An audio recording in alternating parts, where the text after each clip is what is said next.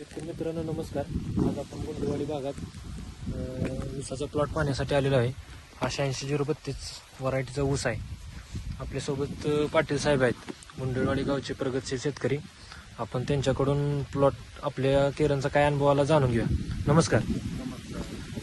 हा किती दिवसाचा प्लॉट आहे? 80 दिवस झालेत. रोप लागण केलेली बरोबर का? व्हरायटी कुठली आहे? 86-032 आहे. तुम्ही याला आतापर्यंत काय काय प्रोसेस केल्या? केरनची ओरिकॅनची एक आळवणी, एक फवारणी झाल्या आणि एक बेसल डोस झालाय. या व्यतिरिक्त अजून काय नाही केलेलं. अजून इथं ही बाळभरणी पण नाही केलेली.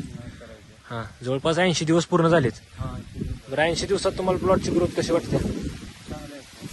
फुटवा आता बऱ्यापैकी ऊन टेम्परेचर भरपूर आहे आणि फुटवा व्यवस्थित होत नाही, तरी सुद्धा फुटवा चांगला.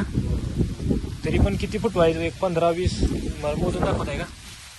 1 2 3 4 5 6 7 8 9 10 11 12 13 14 15 16 फुटवा आहे. 16 फुटवा आहे.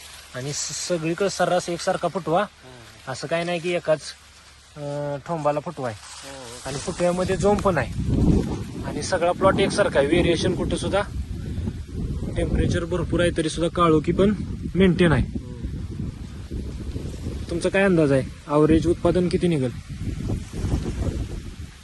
पहिला 45-40-45 काढत होतो, 70 पर्यंत जायला अपेक्षा आहे. म्हणजे प्लॉटची ग्रोथच तशी आहे. एवढं टेम्परेचर असून सुद्धा एवढं जबरदस्त प्लॉट आलेला आहे. तुम्ही केरन टेक्नॉलॉजी वापरून समाधानी आहे? समाधान इतर शेतकऱ्यांसाठी तुमचा काय सल्ला असेल? वापरलेलं चांगलं आहे. हां, खर्चाच्या तुलनेत रिझल्ट चांगला. रिझल्ट चांगला आहे. उत्पन्नात वाढ झाल्यामुळं तुम्ही केरन कंपनीला दिलेला वेळ आणि दिलेली मुलाखत याबद्दल मी कंपनीकडून आपले आभार व्यक्त करतो. धन्यवाद.